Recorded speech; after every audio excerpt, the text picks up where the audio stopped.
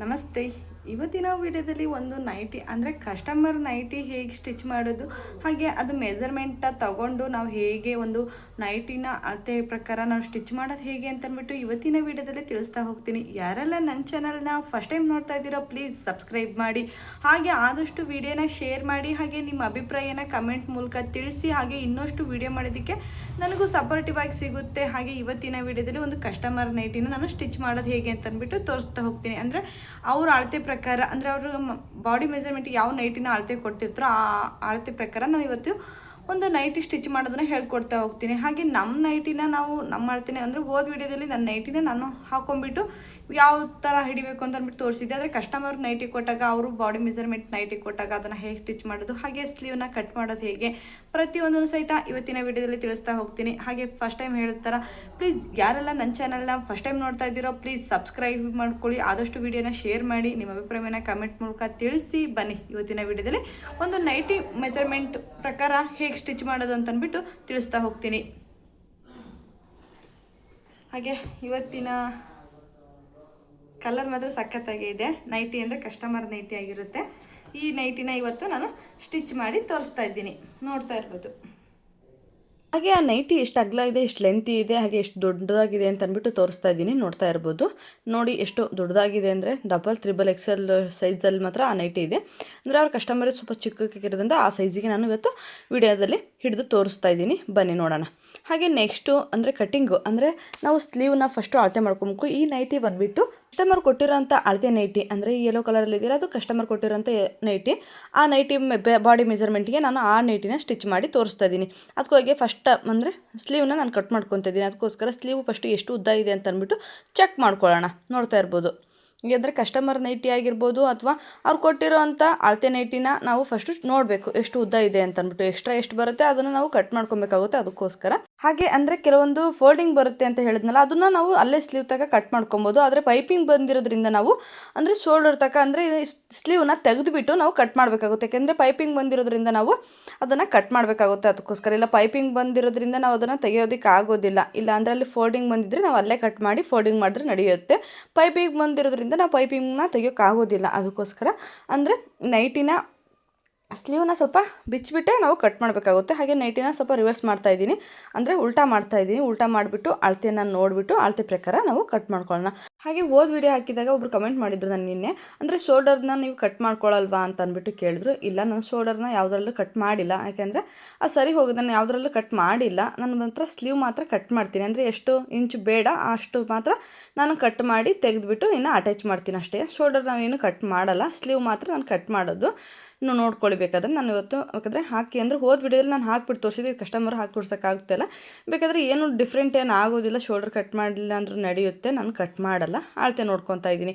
ಅಂದರೆ ಫಸ್ಟ್ ಅವ್ರು ಕೊಟ್ಟಿರೋ ನೈಟಿನ ಹಾಗೆ ಅದನ್ನು ತೊಗೊಂಬಿಟ್ಟು ಎಷ್ಟು ಲೆಂತ್ ಇದೆ ಅಂತ ಅಂದ್ಬಿಟ್ಟು ಒಂದು ಸಲ ಚೆಕ್ ಮಾಡ್ಕೊತಾ ಇದ್ದೀನಿ. ಎಷ್ಟು ಇಂಚು ಜಾಸ್ತಿ ಬಂದಿದೆ ಅಷ್ಟು ಇಂಚು, ಅಂದರೆ ಅರ್ಧ ಇಂಚು ಬಿಡಬೇಕಾಗುತ್ತೆ ಹೊಲಿಗೆಗೆ ಅಂತ. ಅದಕ್ಕೋಸ್ಕರ ಅದನ್ನು ಅರ್ಧ ಇಂಚು ಬಿಟ್ಟುಬಿಟ್ಟೆ ನಾವು ಕಟ್ ಮಾಡ್ಕೊಬೇಕಾಗುತ್ತೆ. ಹಾಗೆ ಈಗ ಸ್ಲೀವ್ನ ತೆಗಿಬೇಕು, ಯಾಕೆಂದರೆ ಕಟ್ ಮಾಡ್ಕೊಬೇಕಲ್ಲ. ಅದಕ್ಕೋಸ್ಕರ ಸ್ಲೀವ್ನ ಅಂದರೆ ಸ್ಟಿಚಿಂಗ್ಸ್ ಹಾಕಿರೋದನ್ನು ನಾನು ಬಿಸ್ತಾ ಇದ್ದೀನಿ. ಫುಲ್ ಸ್ಲೀವ್ನ ಹೊರಗಡೆ ತೆಗಿಬೇಕಾಗುತ್ತೆ ನೈಟಿಂದ. ಫುಲ್ಲು ನೈಟಿನ ಹೊರಗಡೆ ತೆಗೆದು ನಾವು ಎಷ್ಟು ಬೇಕೋ ಅಷ್ಟು ಅಳತೆಗೆ ಆ ನೈಟಿ ಸ್ಲೀವ್ನ ಕಟ್ ಮಾಡ್ಕೊಳ್ಳೋಣ. ಹಾಗೆ ನೈಟಿ ಹಿಡಿಯೋದು ತುಂಬ ಈಸಿನೇ. ಅಂದರೆ ಟೈಲರ್ ನಾವು ಅಯ್ಯೋ ಕಟಿಂಗ್ ಗೊತ್ತಿರಬೇಕು, ಸ್ಟಿಚಿಂಗ್ ಗೊತ್ತಿರಬೇಕು ಅವೆಲ್ಲ ಏನಿಲ್ಲ. ಅಲ್ಪ ಸ್ವಲ್ಪ ನಮಗೆ ಅಂದರೆ ಟೈಲರಿಂಗ್ ಮಾಡೋಕ್ಕೆ ಬರುತ್ತೆ, ಬರೀ ಮಿಷಿನ್ ಆಪ್ರೇಟ್ ಮಾಡೋಕ್ಕೆ ಬರುತ್ತೆ ಅಂದ್ರೂ ಸಹಿತ ಒಂದು ನೈಟಿನ ನೀವೇ ಸಹಿತ ಸ್ಟಿಚಿಂಗ್ ಮಾಡ್ಕೊಬೋದು. ಹಾಗೆ ನೋಡ್ತಿರ್ಬೋದು, ನಾನು 2 ಸ್ಲೀವ್ನು ಸಹಿತ ಕಿತ್ಕೊಂಡಿದ್ದೀನಿ. ಅಂದರೆ ಅದು ಯಾವ ಸೈಜಲ್ಲಿ ಇತ್ತು ಆ ಸೈಜಲ್ಲಿ ನಾನು 2 ಸ್ಲೀವ್ನು ಸಹಿತ ಕಿತ್ಕೊಂಡು ಸೇಮ್ ಅಂದರೆ ಅಳತೆಗೆ ಕರೆಕ್ಟಾಗಿ ಇಟ್ಕೊತಾ ಇದ್ದೀನಿ. ಅಂದರೆ 2 ಒಂದೇ ಸರಿಗೆ ಕಟ್ ಮಾಡ್ಕೊಳ್ಳೋದ್ರಿಂದ ಸೇಮ್ ಅಳತೆ ಬರುತ್ತೆ. ಅದಕ್ಕೋಸ್ಕರ ಅಂದರೆ ನೈಟಿ ನಾನು ಅಳತೆ ಮಾಡ್ಕೊಂಡಿದ್ದಾನೆ. ಕಸ್ಟಮರ್ ಕೊಟ್ಟಿರೋ ನೈಟಿ ಅಳತೆ, ಆ ಅಳತೆ ಎಷ್ಟು ಇಂಚು ಇರುತ್ತೆ, 5 ಇಂಚು ಇದೆ ಅಂತ ಅಂದ್ಬಿಟ್ಟು ಅರ್ಧ ಇಂಚು ಕಟ್ಟಿಂಗ್ ಅಂದರೆ ಸ್ಟಿಚಿಂಗಿಗೆ ಬಿಟ್ಬಿಟ್ಟು ಇನ್ನು ಅರ್ಧ ಇಂಚು ಎಕ್ಸ್ಟ್ರಾ ಬಿಟ್ಟು ನಾವು ಅದನ್ನು ಕಟ್ ಮಾಡಬೇಕಾಗುತ್ತೆ. ಹಾಗೆ ನಾನು ಇವತ್ತು ಅದರ ಅಳತೆ ನೋಡ್ಕೊಂಬಿಟ್ಟು ಇನ್ನು ಈ ಕಡೆ 3 ಇಂಚು ಎಕ್ಸ್ಟ್ರಾ ಬಂದಿತ್ತು, ಅದನ್ನು ನಾನು ಇವಾಗ ಕಟ್ ಮಾಡ್ತಾ ಇದ್ದೀನಿ. ಬನ್ನಿ ಕಟ್ ಮಾಡಿಬಿಟ್ಟು ಅಂದರೆ 2 ಸ್ಲೀವ್ನು ಸಹಿತ ಒಂದೇ ಸರಿ ಕಟ್ ಮಾಡಿಕೊಂಡ್ರೆ ಸೇಮ್ ಬರುತ್ತೆ. ಅದಕ್ಕೋಸ್ಕರ ಬೇಕಾದರೆ ಇನ್ನೊಂದು ಸಲ ಅಳತೆಯನ್ನು ನಾನು ತೋರಿಸ್ತೀನಿ ಎಷ್ಟು ಕಟ್ ಮಾಡಬೇಕಾಗುತ್ತೆ ಅಂತ. ನೀವು ಪೈಪಿಂಗ್ ಇರೋ ಕಡೆ ಸೈಡ್ ಬೇಕಾದರೆ ಕಟ್ ಮಾಡಿಕೊಂಡು ಓಪನ್ ತೊಗೊಂಡ್ಬೇಕಾದ್ರೂ ಸಹಿತ ನೋಡ್ಕೊಂಬಿಟ್ಟು ಸ್ಲೀವರ್ ಇಲ್ಲಿಗೆ ಅಟ್ಯಾಚ್ ಮಾಡಿದ್ದಾರೆ ಅಲ್ಲಿಗೆ ಮಾರ್ಕ್ ಮಾಡ್ಕೊಳ್ಬೇಕಾದ್ರೆ ಹಾಗೆ ಅಳತೆ ಮಾಡ್ಕೊಂಡಿದ್ದಂದ್ರೆ ಮಾರ್ಕ್ ಮಾಡ್ಕೊಂಬಿಟ್ಟು ಅರ್ಧ ಇಂಚು ಈ ಕಡೆ ಎಕ್ಸ್ಟ್ರಾ ಬಿಟ್ಕೊಂಬಿಟ್ಟು ಇನ್ನು ಈ ಕಡೆ ಉಳಿದಿರೋದನ್ನು ನಾವು ಕಟ್ ಮಾಡ್ಕೊಳ್ಳೋಣ. ನೋಡ್ತಾ ಇರ್ಬೋದು ನಾನು ತೋರಿಸ್ತಾ ಇದ್ದೀನಿ. ಎರಡು ಸ್ಲೀವ್ನು ಒಂದೇ ಸರಿಗೆ ಕಟ್ ಮಾಡಬೇಕು ಅಂದರೆ ಸೇಮ್ ಬರಬೇಕಲ್ಲ, ಮತ್ತೆಲ್ಲ ಒಂದು ಸ್ವಲ್ಪ ಹೆಚ್ಚು ಕಡಿಮೆ ಆದ್ರೂ ಒಂದು ನೈಟಿ ಅಂದರೆ ಸ್ಲೀವ್ ಉದ್ದ ಆಗುತ್ತೆ ಗುಡ್ಡ ಆಗುತ್ತೆ, ಅದಕ್ಕೋಸ್ಕರ ಎರಡು ನೈಟಿ ಸ್ಲೀವ್ನು ಸಹಿತ ನಾನು ಒಂದೇ ಸರಿಗೆ ಕಟ್ ಮಾಡ್ಕೊತಾ ಇದ್ದೀನಿ. ಅಂದರೆ ಶೇಪ್ ಅಂದರೆ ನಾವು ಅಂದರೆ ಸ್ಯಾರಿ ಬ್ಲೌಸು ಸ್ಲೀವ್ನ ಅದೇ ಥರ ಶೇಪಲ್ಲಿ ತೆಗಿಬೇಕು ಆ ಥರ ಏನಿಲ್ಲ. ಸ್ವಲ್ಪ ಅಂದರೆ ಸ್ವಲ್ಪ ಸ್ಲೀವ್ ಆಕಾರಕ್ಕೆ ಮಾತ್ರ ಕಟ್ ಮಾಡಿಕೊಂಡ್ರೆ ಸಾಕು. ಅಂದರೆ ಅದು ಮುಂಚೆನೇ ಆಕಾರ ಕೊಟ್ಟಿರೋದು ಅದೇ ಶೇಪ್ಗೆ ನಾವು ಒಂದು ಸ್ಲೀವ್ನ ಕಟ್ ಮಾಡಿಕೊಂಡ್ರೆ ನಡೆಯುತ್ತೆ. ಹಾಗೆ ನಾವು ಬ್ಲೌಸ್ಗೆ ಯಾವ ಥರ ಪೀಸ್ ಅಂದರೆ ಸ್ಲೀವ್ಗೆ ಯಾವ ಥರ ಮಾರ್ಕ್ ಮಾಡ್ಕೊಬೇಕು ಆ ಥರ ಎಲ್ಲ ಏನಿರೋಲ್ಲ, ಅಂದಾಜಿಗೆ ಕಟ್ ಮಾಡಿಕೊಂಡ್ರೆ ಸಹಿತ ನಡೆಯುತ್ತೆ. ಯಾಕೆಂದರೆ ನೈಟಿ ಅಂದಮೇಲೆ ಸ್ವಲ್ಪ ಫ್ರೀಯಾಗಿ ಇರುತ್ತೆ, ಅಷ್ಟು ಫಿಟ್ಟಿಂಗ್ಸ್ ಬೇಕು ಅಂತ ಹೇಳಲ್ಲ, ಅಂದರೆ ಫ್ರೀಯಾಗಿ ಇರೋದ್ರಿಂದ ಸ್ವಲ್ಪ ಅಡ್ಜಸ್ಟ್ ಆಗಿ ನಡೆಯುತ್ತೆ. ನೋಡ್ತಾ ಇರ್ಬೋದು ಎರಡು ಸ್ಲೀವ್ನ ನಾನು ಇವಾಗ ಕಟ್ ಮಾಡ್ಕೊಂಡಿದ್ದೀನಿ. ಇನ್ನು ನೆಕ್ಸ್ಟು ಬರ್ರಿ ನೈಟಿಗೆ ಹೇಗೆ ಅದನ್ನು ಅಟ್ಯಾಚ್ ಮಾಡೋದು ಅಂತ ಅಂದ್ಬಿಟ್ಟು ತೋರಿಸ್ತೀನಿ.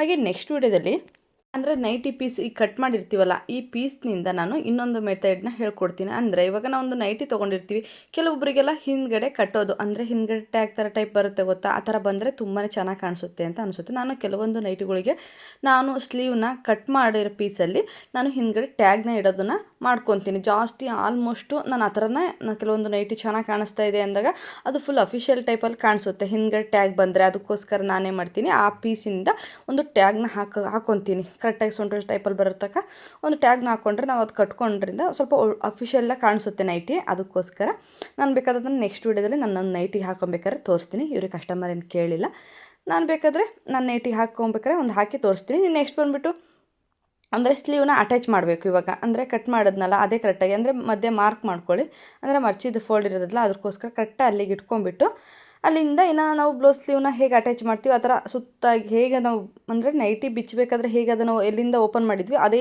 ಜಾಗಕ್ಕೆ ಅದನ್ನು ಸ್ಲೀವ್ನ ಇವಾಗ ಅಟ್ಯಾಚ್ ಮಾಡ್ತಾಯಿದ್ದೀನಿ. ಎರಡು ಸೈಡೂ ಸಹಿತ ನಾನು ಈ ಸ್ಲೀವ್ನ ಅಟ್ಯಾಚ್ ಮಾಡ್ಕೊತಾ ಇದ್ದೀನಿ. ನೀವು ನೋಡ್ತಾ ಇರ್ಬೋದು ಕರೆಕ್ಟಾಗಿ ಆ ಮಧ್ಯೆ ಪಾಯಿಂಟ್ಗೆ ಇಟ್ಕೊಂಡ್ಬಿಟ್ಟು ಇನ್ನು ನೆಕ್ಸ್ಟು ನೋಡ್ತಾ ಇರಿ ಈ ಥರ ಫುಲ್ ಆ ಸ್ಲೀವ್ನ ಅಟ್ಯಾಚ್ ಮಾಡಿಕೊಂಡ್ರೆ ಕೆಳಗಡೆ ಸ್ವಲ್ಪ ಪೀಸು ಮಿಕ್ಕುತ್ತೆ, ಅಂದರೆ ಅಷ್ಟೊಂದು ಅಗಲ ಬೇಡ. ಯಾಕೆಂದರೆ ನಾವು ಸ್ಲೀವ್ ಕಟ್ ಮಾಡೋದ್ರಿಂದ ಬೇಕಾದ್ರೆ ಬಟ್ಟೆನೂ ಮಿಕ್ಕುತ್ತೆ, ಬೇಕಾದ್ರೆ ಅಟ್ಯಾಚ್ ಮಾಡ್ಕೊಬೋದು. ಅವ್ರು ಅಷ್ಟೊಂದು ದಪ್ಪ ಇಲ್ಲ, ಚಿಕ್ಕಕ್ಕಿರೋದ್ರಿಂದ ಸಹಿತ ನಡೆಯುತ್ತೆ.